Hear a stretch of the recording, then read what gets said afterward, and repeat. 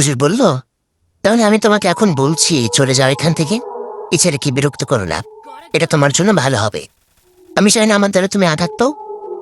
উদ্দা হাসতে হাসতে বলল, এটা সম্ভব না হুজুর। আমি প্রতিশ্রুতিপ্রাপ্ত তাদের কাছে। আমি তাদের উদ্দেশ্য হাসিল না হওয়া পর্যন্ত এই ছেলেকে ছাড়তে পারবো না। তারা যদি আমাকে বলে এই ছেলেকে মেরে ফেলতে, তাহলে আমি তাকে মেরে ফেলবো। আপাতত শুধু ভয় দেখিয়ে ওকে দুর্বল করার কথা বলা হয়েছে। হুজুর বলল, ঠিক আছে তাহলে আমিও দেখে নেব তুমি কি করতে পারো। মন রেখো, এই ছেলের কিছু করার আগে তোমাকে আমার মুখোমুখি হতে হবে। তুমি তো কাছের তৈরি, তাই না? আমি তোমাকে টুকরো টুকরো করে ফেলার ক্ষমতা রাখি, সেটা তুমি জানো। ও তো চুপ করে রইল আর ঘন ঘন নিঃশ্বাস ছাড়তে লাগলো। হুজুর বল মুচকে এসে বলল, তুমি এতক্ষণ যা বললে সেগুলো আংশিক সত্য ছিল, আমি জানি। এর পেছনে এমন কিছু আছে যেটা তুমি গোপন করছো। তুমি নিজেই ছেলের কোনো আপনজনকে দিয়ে কালো জাদু করিয়েছ। এখানে সকল উদ্দেশ্য ওর পেছনে তুমি লুকিয়ে। এবার ওদের একটু ঘাবড়ে গিয়ে বলল, সত্যি আপনি কোনো সাধারণ ওজন না মিস সবুর, ঠিকই ধরে ফেলেছেন। তবে এটা জেনে রাখেন, আমি আমার উদ্দেশ্য হাসিল না হওয়া পর্যন্ত থামব না। কেউ আমাকে থামাতে পারবে না, এমনকি আপনিও না। এই বলে সে অট্টহাসি দিয়ে তোমার শরীর ছেড়ে দিয়ে চলে যায়। আমি সবকিছু শুনে যেন ফুল কিনারা করতে পারছি না। জিন কেন নিজে আমাকে কালো জাদু করবে? যত রহস্যের দিকে এগোচ্ছি তত এটা জটিল হচ্ছে। আমি বললাম, তাহলে এখন কি আমার কিছু করার নেই তার হাত থেকে বাঁচার? হুজুর বলল, তুমি বলেছিলে কবরস্থানে একটা কাচের পুতুল পেয়েছিলে, সেটা কোথায়? আমি বললাম, সেটা তো আমি ভয় ফেলে দিয়েছি। ভেবেছিলাম সেটার কারণেই হয়তো এসব হচ্ছে। হুজুর বলল, ভুল করেছ, সেটা আমাদের দরকার। তুমি বলেছিলে ওয়াশরুমের আয়নায় সে পুতুলটা তোমাকে আক্রমণ করেছিল, তাই না? হ্যাঁ হুজুর, খুব ভয় পেয়েছিলাম আয়নায় পুতুলটা দেখে। হুজুর আর কিছু বলল না, সোজা ওয়াশরুমে চলে গেল। আমি হুজুরের সাথে সেখানে গেলাম। কিছুক্ষণ আয়নাটার দিকে তাকিয়ে থেকে হুজুর এক টানে দেয়াল থেকে সেটা খুলে ফেলল। তারপর উল্টো করে যা দেখলাম তাতে আমার হুশ উড়ে গেল। আমরা দেখলাম আয়নার পেছনে সে কাচের পুতুলটা টেপ দিয়ে আটকানো, রক্ত দিয়ে কিছু আরবি অক্ষর লেখা, আমার কয়েকটা পুরনো জামার টুকরো, এক গুচ্ছ চুল আর আমার এক আরবির একসাথে একটা ছবি লাগানো। ছবিতে আরবির মুখ ঠিক থাকলেও আমার চোখ কিছু দিয়ে ফুটো করে দেয়া হয়েছে। আমি অবাকে হুজুরের দিকে তাকালে হুজুর বলল, এটা সাধারণ কোনো জাদু না রাফি। উদ্দাস শুধু শুধুই বলেনি সে তার উদ্দেশ্য হাসিল না হওয়া পর্যন্ত থামবে না। যা ভেবেছিলাম তার চেয়ে অনেক শক্তিশালী জাদু এটা। তাকে ঠেকানো আমার পক্ষে অনেক কঠিন হবে, তবে আমি আমার সর্বোচ্চ চেষ্টা করব। আমি বললাম, আমি আপনার কাছে চিরকৃতজ্ঞ থাকবো হুজুর, আপনি এই দুঃসময় আমার পাশে দাঁড়িয়েছেন। হুজুর বলল, তোমার স্ত্রী আরবির জন্মস্থান কোথায়? তার জন্ম তারিখ কত আর মৃত্যু তারিখ কত? আমি একটু ভেবে বললাম, আরবির জন্ম তারিখ হল 29 ফেব্রুয়ারি 1999 আর মৃত্যু হয়েছিল গত বছর, মানে 14 মার্চ 2024। তবে জন্মস্থান কোথায় সেটা আমি জানি না, আরবি মা বাবা জানে হয়তো। হুজুর বলল, তাহলে চলো তার বাবা মা থেকেই জেনে নিই। এই রহস্যের গোড়া পর্যন্ত পৌঁছতে হলে আরবির জন্মস্থান জানা আমার খুব দরকার। আমি একটু এসে বললাম, আসলে আমাদের সম্পর্কটা আরবির পরিবার থেকে মেনে নেয়নি, তাই আমরা পালিয়ে বিয়ে করেছিলাম। বিয়ের পর আরবির বাবা মা অনেকবার আরবিকে ফিরিয়ে নেওয়ার চেষ্টা করছে, কিন্তু আরবি আমাকে ছেড়ে যায়নি। আমরা সব দিক দিয়ে আরবিদের থেকে এগিয়েছিলাম। অর্থনৈতিক বা সম্মানের দিক দিয়েও আমার বাবা সমাজের একজন ব্যক্তিত্ব সম্পন্ন মানুষ ছিল। তবুও কেন তারা আমাকে তাদের জন্য মেয়ের জন্য মেনে নিতে পারেন সেটা আজও অজানা। এই জন্য তারা আমাকে ঘৃণা করতে আগে থেকেই। এখন তো তাদের মেয়ে মারা গিয়েছে, হয়তো এখন তাদের ঘৃণার পরিমাণ আরো দ্বিগুণ বৃদ্ধি পেয়েছে। তা আমার মনে হয় না তাদের কাছে গিয়ে কোনো সাহায্য পাবো, উল্টো অপমানের শিকার হব। হুজুর বলল, আমাকে নিয়ে চলো, তাদের সাথে আমি কথা বলবো। আমি বললাম, ঠিক আছে চলেন, এটা ব্যর্থ চেষ্টা করে আসি তাহলে। এই বলে হুজুরকে সাথে নিয়ে রওনা হলাম। বের হওয়ার আগে হুজুর আয়না থেকে সে পুতুল খুলে নিজের ব্যাগে রেখে দিল, তারপর আয়নাটা আবার আগের জায়গায় লাগিয়ে দিল।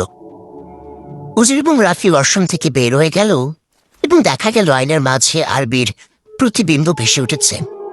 আরবি চেহারাটা এক বিভৎস রূপ নিয়েছে, রাগে প্রচন্ড জোরে চিৎকার করে উঠল। আয়নাটা ভেঙে টুকরো টুকরো হয়ে গেল। হুজুর এবং আমি আরবিদের বাসার উদ্দেশ্যে রওনা হলাম। হঠাৎ করে যেন আমার জীবনটা কেমন হয়ে গেল। তখনও ভাবিনি এসবের মুখোমুখি হতে হবে। চলে গেলাম অতীতে। মানে কি বলছেন আপনারা? রাস্তায় দেখে আসা আরবি মানুষ, তাহলে আপনি কি আমাকে কি আপনি পাগল পেয়েছেন? আরবি এবার চোখ দুটো আগুনের মতো লাল করে বলল, এসব কিছু বোঝার মতো সময় এখনো হয়নি আপনার মিস্টার রাফি। সময় হলেই সব বুঝতে পারবেন। এই বলে আরবি চলে যেতে লাগলো। দেখলাম আরবির হাতের নখগুলো অস্বাভাবিক রকম বড় এবং খুব ধারালো কালো কুচকুচে। আমি ঢোকিয়ে বললাম, এই যে আরবি, নখ কাটে না কেন? সকালে গুরুত্বপূর্ণ কিছু কেটে যেতে পারে নখের দ্বারা। আরবি আমার দিকে তাকিয়ে মিষ্টি করে হাসি দিল। তারপর আমাকে ডাক দিয়ে বলল, আন্টি আমি এখন যাই, পরের বার লাল শাড়ি পরে আসবো, বরণ করার জন্য তৈরি হয়ে নিন ছেলের বউকে। আমি আরবির চলে যাওয়ার দিকে তাকিয়ে আছি।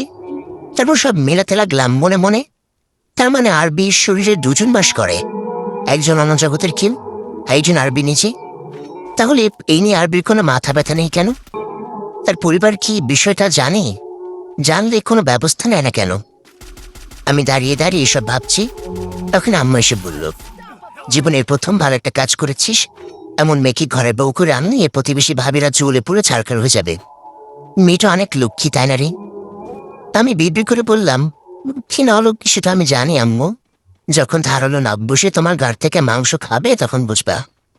আমার থাপ্পড় বলল, কি বলছিস বিড়বিড় করে? যাই বলিস না কেন, মেয়েটাকে কিন্তু আমার অনেক পছন্দ হয়েছে। লেগে থাকোর পিছনে। আমি তোর অনুমতি দিলাম, যা। এগুলো আম্মা হাসতে হাসতে চলে গেল। আমি ভাবতে লাগলাম অন্য কথা। আমি তো জানতে পারলাম আরবি সাধারণ কেউ না। তাহলে আরবি আমার কাছে কি চাই? সে নিশ্চয় আমাকে বিয়ে করার জন্য আসেনি। আমার কাছে কিছু না কিছু চাই সে। সেটা কি? তার পরদিন সকালে নাস্তা করে একটা কাজে বাজারে গেলাম। যাওয়ার পথে বাসার দিকটে হঠাৎ বাবার সাথে দেখা। আমি মাথা নিচু করে সাইড কেটে চলে যেতে চাইলে বাবা বলল, কি গরিবে শাহরুখ খান, কোথায় যাওয়া হচ্ছে সকাল সকাল? আমি একটু ভাব দেখিয়ে বললাম, একটু বাজারে যাচ্ছি বাবা, আর আমার সাথে এখন থেকে ভালোভাবে কথা বলবাম। আমার কিন্তু পালিত জিন আছে, ঘাড় মোটকে দিবা একদম। এটা শুনে বাবা খপ করে আমার হাত ধরে বলল, তার আগে আমি তোর ঘাড় মোটকে দিচ্ছি, দাঁড়া। আমি কোনো মতে ছাড়িয়ে দৌড় দিলাম সেখান থেকে। বাবার সাথে দুষ্টুমি করতে আমার ভালো লাগে। আমি জানি বাবা আমাকে অনেক ভালোবাসে, কিন্তু মাঝে মাঝে একটু মারপিট করে এটাই ভালো লাগে না। বাজারে গিয়ে কাজ শেষ করে বাসায় ফিরছিলাম, তখন আমার চোখ গেল মাংসের দোকানে। দেখলাম আরবি একটা লোকের সাথে হাত ধরে দাঁড়িয়ে আছে। তারা মাংস কিনছে। দেখে বুঝতে পারলাম এটা আরবির বাবা হবে নিশ্চয়ই। আমি এগিয়ে গেলাম সেদিকে। আমাকে দেখা মাত্রই আরবি হাতের ইশারায় সেখান থেকে চলে যেতে বলল। কিন্তু এটা তার বাবার চোখ এড়ালো না। তার বাবা দেখে ফেললো আরবি আমাকে ইশারা করছে। আরবি বাবা কিছু বলল না, শুধু একটু বিরক্তিকর দৃষ্টিতে আমার দিকে তাকালো। আমি বুঝলাম আমার বাবা আমাকে দেখে একদম খুশি হয়নি। তাই আমি সেখান থেকে উল্টো ঘুরে চলে যেতে লাগলাম। একটু পরে পেছন থেকে এসে কেউ আমার হাত ধরল। দেখলাম আরবি আমার হাত ধরে হাসি মুখে দাঁড়িয়ে আছে। আমি বললাম, আপনি কে? নব্বরওয়ালা আরবি নাকি রাস্তায় থাকা আরবি? আরবি হাত দিয়ে একটু দূরে ইশারা করে বলল, ওই যে দেখেন, বাবার সাথে আমি হেঁটে যাচ্ছি, ওটা বড় নকল সে। আপনার সাথে এখন যে আসি সে হলো আসল আরবি। এই বলে ফিক করে এসে দিল। আমি দেখলাম সত্যি তার বাবার সাথেও আরবি হেঁটে যাচ্ছে। এখন আমার ভয় পাওয়ার কথা, কিন্তু আমি ভয় পাচ্ছি না একদম। জানি না কেন অদ্ভুত একটা মায়া জন্ম নিয়েছি মেয়েটার প্রতি। আরবি আমার হাত ধরে হাঁটতে লাগলো আর বকবক করতে লাগলো। আরবির কোনো কথাই যেন আমার কানে যাচ্ছে না। আমি শুধু মুগ্ধ হয়ে ওর হাসি, কথা বলার ভঙ্গিগুলো উপভোগ করছিলাম। হাঁটতে হাঁটতে আমার নদীর পাড়ে চলে এলাম। বাতাসে আরবির অবাধ্য চুলগুলো বারবার ওর চেহারা এসে পড়ছিল। আমি চুল সরানোর বাহানায় ওর গালটা হালকা ছুঁয়ে দিলাম।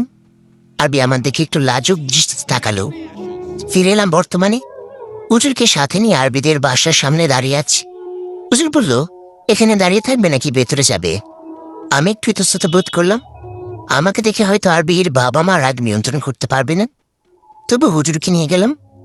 দরজায় নক করতে আরবির বাবা দরজা খুলে দিল। ভেবেছিলাম আমাকে দেখে গালাগালি শুরু করবে, কিন্তু পর উল্টো হলো। আমাকে দেখে বলল, আরে রাফিজে, আসো ভেতরে আসো। হুজুরকেও সালাম দিয়ে ভেতরে আমন্ত্রণ জানালো। আমি বেশ অবাক হলাম, এতটা পরিবর্তন কিভাবে? যেখানে আমার ছায়াটা পর্যন্ত ঘন্না করতো সে একদম পাল্টে গেল সব। আমি যেন বিশ্বাসই করতে পারছি না। আমি আর হুজুর ভিতরে গিয়ে সোফায় বসলাম। আরবি বাবা বলল, কই গো আরবির আম্মু, দেখে যাও কে এসেছে আমাদের বাসায়। আরবি মা এসে হাসি মুখে বলল, আরে জামাই যে, কি মনে করে এতদিন পর? আমি বলতে যাবো যে একটা কথা জানতে এসেছি আরবির জন্মস্থান কোথায়, ঠিক এমন সময় ভেতরের রুম থেকে আরবি চায়ের ট্রেটা হাতে নিয়ে আমাদের সামনে আসলো। চায়ের ট্রেটা হাতে আরবি এসে সুন্দর করে এসে বলল, অনেক অপেক্ষা করালে রাফি, অবশেষে তুমি আসলে আমাকে নিতে। আমি আমার মৃত স্ত্রীকে চোখের সামনে জীবিত দেখে ভয় পাবো নাকি খুশি হব বুঝে উঠতে পারছিলাম না। আরবির চোখ ভয়ঙ্কর রকমের লাল, যেমনটা সেদিন কবরে ফুল দেয়া মাছ পড়া মেয়েটার চোখ ছিল। এটা কিভাবে সম্ভব? তাহলে কি সেই মেয়েটা আরবি ছিল? আমি চোখ বড় বড় করে বললাম, আরবি তুমি এখানে? আরবি অদ্ভুত ভঙ্গিতে বলল, সেটাই তো, তোমাকে গতদিন যাবৎ বলছি রাফি আমি এখানে আমি এখানে আমি এখানে, তুমি বুঝতেই পারোনি? আমি কর্কশ গলায় বললাম, তুমি মারা গিয়েছিলে আরবি, আমি নিজে তোমাকে কবরে রেখে এসেছি। তুমি আমার আরবি হতে পারো না? সত্যি করে বলো কি তুমি? আরবি বাবা মাকে উদ্দেশ্য করে বললাম, আপনারা কি করেছেন? মৃত আরবিকে কিভাবে ফিরিয়ে এনেছেন? আরবি বলল, শান্ত হও রাফি, তুমি আমার মা বাবার সাথে এভাবে কথা বলতে পারো না। আমি তোমাকে সব বলবো, আগে নিজের রাগ নিয়ন্ত্রণ করো। তখনই পাশের রুম থেকে ধাপ ধাপ করে দরজায় বাড়ি দিল কেউ। তাকে দেখলাম রুমটা বন্ধ করা, দরজা অনেক রকম বিভিন্ন ভাষায় কিছু লেখা, কাগজ লাগানো, তালার ওপর মোমবাতি দিয়ে সিল করা। হঠাৎ রুমের ভেতর থেকে কেউ জোরে জোরে চিৎকার করে বলল, রাফি আমি এখানে, আমাকে মুক্ত কর, আমার অনেক কষ্ট হচ্ছে। আরবি বাবা মা রাগান্বিত দৃষ্টিতে সেই দরজার দিকে তাকালো। খেয়াল করলাম আরবিও ভয়ানকভাবে সেদিকে তাকিয়ে আছে। হঠাৎ করে আরবির চেহারাটা কাচের গ্লাসের মতো ফেটে যেতে লাগলো। এদিকে আরবির মা তাড়াতাড়ি দরজার সামনে গিয়ে একটা কাগজ টান দিয়ে নিয়ে সেটা উল্টো করে লাগিয়ে দিল। সঙ্গে সঙ্গে মনে হলো রুমের ভেতর সবকিছু ভেঙে ফেলা হচ্ছে। ভয়ঙ্কর চিৎকারে পুরো বিল্ডিং কেঁপে যাচ্ছে। একটু পর সবকিছু স্বাভাবিক হয়ে গেল, আর কোনো চিৎকার শোনা যাচ্ছে না। তখন কান্না জড়িত কণ্ঠে কেউ বলতে লাগলো, রাফি আমি এখানে, আমাকে বের করো। দেখলাম আমাদের সামনে থেকে আরবিও ধীরে ধীরে নর্মাল হচ্ছে, তার চেহারায় কাচের মতো ফাটলগুলো মিশে যাচ্ছে। আমি হুজুরের দিকে তাকালাম, কি হচ্ছে এখানে? এতক্ষণ পর হুজুর উঠে আরবি বাবার সামনে গিয়ে বলল, আপনারা অনেক খারাপ একটা কাজ করেছেন। মৃত মানুষকে ফিরিয়ে আনার জন্য শয়তানের পথ অনুসরণ করেছেন, এমনকি নিজের মেয়ের জামাইকেও ছাড়েননি। তাকে নিয়েও আপনারা নোংরা খেলা খেলছেন। এতে করে আপনাদের দুনিয়া এবং আখিরাত দুটোই ধ্বংস হয়ে যাবে। আরবি বলল, শয়তান কাকে বলছেন হুজুর? শয়তান এখন তাদের রাজ্যে বিশ্রাম করে, কারণ মানুষ এখন শয়তানের দায়িত্ব পালন করছে। শয়তান তো শুধু আল্লাহর একটা আদেশ অমান্য করেছিল, সে আদমকে সিজদা দেয়নি, তাই আল্লাহ তাকে অভিশপ্ত করেছেন। আর মানুষ প্রতিদিন আল্লাহর হাজার হাজার আদেশ অমান্য করছে, সরাসরি আল্লাহর বিরোধিতা করছে। তারা বলেন সত্যিকারের শয়তান কে হলো? হুজুর বলল, তবু মানুষ শ্রেষ্ঠ সবসময়, শয়তান অভিশপ্ত। আরবি বাবা বলল, মাফ করবেন হুজুর, তবে আমরা কোনো মৃত মানুষকে ফিরে আনিনি, আমরা যা করছি তা শুধুমাত্র আমাদের মেয়ের জন্য করেছি। হুজুর বলল, আপনার সাথে আমি পরে কথা বলছি, আগে রাফির সাথে কিছু কথা আছে আমার। এ বলে হুজুর আমার হাত ধরে টেনে বাইরে নিয়ে গেল। হুজুর ঝাঁঝালো কণ্ঠে বলল, তুমি আমার কাছে কিছু লুকিয়েছ? আমি আমতামতে করে বললাম, হ্যাঁ হুজুর, আমি আপনার কাছে অনেক বড় একটা কথা লুকিয়েছি। সেটা হল আমার স্ত্রী আরবি সাধারণ কেউ ছিল না, তার শরীরে সে ছাড়াও আর একজন বাস করত, কিন্তু কেন বা কে সে আমি জানি না। চলে গেলাম অতীতে। আরবির সাথে ধীরে ধীরে আমার সম্পর্ক গভীর হতে লাগলো। যতই দিন যাচ্ছিল ততই ওর প্রতি আমি দুর্বল হচ্ছিলাম। আরবি সবসময় আমাকে একটা কথা বলতো, যদি আমি কখনো হারিয়ে যাই তাহলে আমাকে খুঁজে নিও। আমি ওর এই কথাটা তেমন সিরিয়াসলি নিতাম না। ভাবতাম এভাবেই বলে এটা। আমাদের সম্পর্কের ব্যাপারে আমার মা বাবা জানলেও আরবি মা বাবা জানতো না। আরবি মাঝে মাঝে অনেক ভয় পেত এটা নিয়ে। একদিন আমরা নদীর পাশে বসে গল্প করছিলাম, তখন কথায় কথায় আমি আরবিকে জিজ্ঞাসা করলাম, তোমার শরীরে যে আরেকজন থাকে সে কবে থেকে আছে, আর কেন বা তাকে সরানোর জন্য কোনো ব্যবস্থা নেওয়া হয়নি? আরবি বলল, শুধু আমার সাথে না, পৃথিবীর সব মানুষের সাথে একজন করে জিন থাকে। কারোরটা দেখা যায়, আমার কারোরটা দেখা দেয় না। তবে আমার সাথে যে আছে সে ইচ্ছে করে আসেনি, তাকে নিয়ে আসা হয়েছে। জিন জগতে তার নামও আরবি, আর তার জন্ম আমার জন্ম তারিখ একদিনে। আমাদের দুজনের বুকে একটা পুতুলের ছবি আঁকা, বলতে পারে এটা জন্মদাগ। আমি বললাম, এটা তো তাহলে অনেক ভাবনার বিষয়। একটা জিনের সাথে তোমার এত মিল কিভাবে? এ ব্যাপারে তোমার বাবা আমার সাথে কথা বলনি? তারা কি বলেছে? আরবি বলল, তারা বারবার আমার কথা এড়িয়ে গেছে, আর আমাকে নিয়ে বেশি মাথা না ঘামাতে বলেছে এটা নিয়ে। তবে আমার কেন জানি মনে হয় আমি হারিয়ে যাবো একদিন, আমাকে তারা নিয়ে যাবে। আমি বললাম, দেখবো না, কে নিয়ে যায় তোমাকে? আমি থাকতে তোমার কোনো ভরসা আছে নাকি বলো? সরি, আমি থাকতে তোমার কেউ নিয়ে যেতে পারবে না। আমি তোমাকে অনেক অনেক আই লাভ ইউ করি। আরবি আস্তে আস্তে বলো, ঠিক আছে সেটা যাবে, তবে আমাকে বিয়ে করলে কিন্তু আমার সাথে আরবিও যাবে। তখন তুই আরবিকে কিভাবে সামলাবি? নাকি আমাদের যন্ত্রণায় দেবদাস ওই জঙ্গলে চলে যাবে? আমি বললাম ভালোই হবে, দুটো এমন পরীর মতো সুন্দরী মেয়ে থাকবে আমার সাথে, দুজনকে সময় ভাগাভাগি করে দেব। তোমার সাথে সপ্তাহে 3 দিন, ওই আরবির সাথে 3 দিন থাকবো। লাইফ ইজ চুল। আরবি বলল, ওটা চুল হবে না, কুল হবে গাধা। আর 3 দিন 6 দিন হয়, সপ্তাহে বাকি 1 দিন কি করবে তাহলে? আমি বললাম বাকি 1 দিন দুই বউর জ্বালা 1 বোতল দেশি খেয়ে লাইফটাকে সেলিব্রেট করব। এখন বলো, তোমার সাথে ওই ভূতনি আরবিটা কোথায়? আরবি বলল, সে বাসে আছে। বাবা মা জানে না আমরা আলাদা হতে পারি, তারা মনে করে সে আমার ভেতরে থাকে সবসময়। আর তাই এখন আমি তোমার সাথে আছি আর সে বাসে আছে। বাবা মা ভাবছে আমি বাসে আছি। তখনই পেছন থেকে কেউ বলল, তাহলে এগুলো চলছে আমার চোখের আড়াতে। চমকে গিয়ে পিছিয়ে তাকিয়ে দেখলো আরবির বাবা দাঁড়িয়ে আছে। আরবি তাড়াতাড়ি উঠে মাথা নিচু করে বলল, বাবা, আমি রাফিকে ভালোবাসি, ওর সাথে সারা জীবন থাকতে চাই। আরবির বাবা তেড়ে এসে কষে একটা থাপ্পড় লাগিয়ে দিল ওর গালে আর বলল, তোমাকে আমি এই জন্য বড় করে তুলেছি, আমি কার সাথে থাকবে বা না থাকবে সেটা সিদ্ধান্ত শুধুমাত্র আমি নেব। আমি ভয় পেয়ে বললাম, আঙ্কেল, আমি আরবিকে অনেক ভালোবাসি, বিশ্বাস করেন আমাকে অনেক ভালো রাখবো। আর মা বাবা আরবিকে নিজের মেয়ের মতো রাখবে। আরবির জীবনসঙ্গী হওয়ার জন্য সব রকম যোগ্যতা আমার আছে, দয়া করে নিজের মেয়ের মন বোঝার চেষ্টা করেন। আরবি বাবার আগে আমার উপর হাত উঠাতে নিলে আরবি খপ করে তার হাতটা ধরে ভয়ঙ্কর গলায় বলল, খবরদার বাবা, তুমি আমাকে মেরে ফেললেও আমি সামান্যতম প্রতিবাদ করব না, কিন্তু রাফির গায়ে যদি হাত তুলো তাহলে সে হাত আমি কাচের মতো টুকরো টুকরো করে ফেলবো। তুমি তো জানো আমি কিসে তৈরি।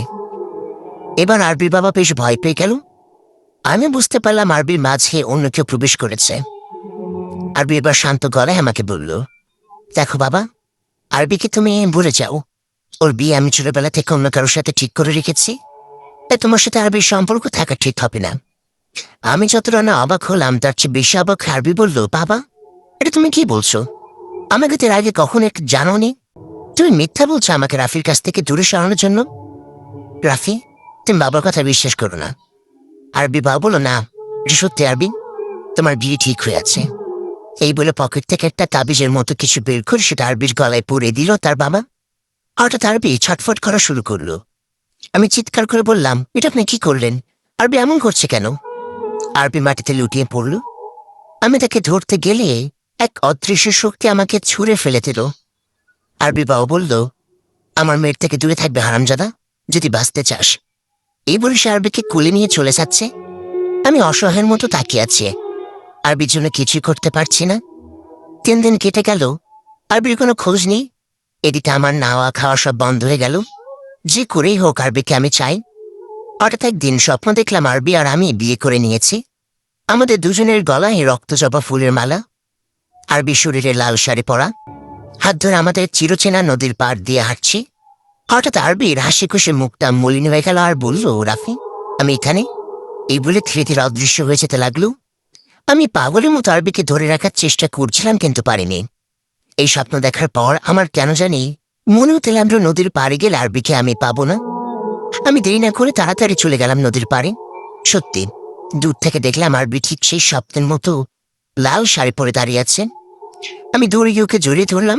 আরবিও আমাকে দেখে অনেক খুশি হলো আর বলল, আমি বাড়ি থেকে চলে এসেছি পালিয়ে, আর যাবো না কখনো, চলো বিয়ে করে ফেলি। আমিও কিছু না ভেবে খুশি মনে কাজে অফিসে গিয়ে আরবিকে বিয়ে করে নিলাম। আমার বাবা মা সাদরে গ্রহণ করলো আমাদের। আরবি বাবা মা অনেকবার এসেছিল তাকে নিয়ে যেতে, কিন্তু পারেনি। এক পর্যায়ে তারও হাল ছেড়ে দিল। আমরা খুব সুখে শান্তিতে সংসার করতে লাগলাম। কিন্তু হঠাৎ একদিন, আসসালামু আলাইকুম গাইস, কেমন আছেন সবাই? আশা করি সকলে খুবই ভালো আছেন। তো পরবর্তী কেমন লাগবে সেটি অবশ্যই কমেন্ট করে জানাবেন। আর পরবর্তী পর্ব পেতে হলে অবশ্যই বেশি বেশি করে লাইক এবং কমেন্ট করতে হবে, কারণ আপনাদের প্রতিটি লাইক এবং কমেন্ট আমাকে পরবর্তী ভিডিও বানাতে উৎসাহিত করে। আর প্রিয় ভালোবাসার মানুষেরা, আপনারা চাইলেই কিন্তু গল্পটি শেয়ার করে আপনার কিছু প্রিয় মানুষকে শোনার সুযোগ করে দিতে পারেন। তো আজকের মতো এ পর্যন্তই। ভালো থাকবেন, সুস্থ থাকবেন। আল্লাহ হাফেজ গাইস।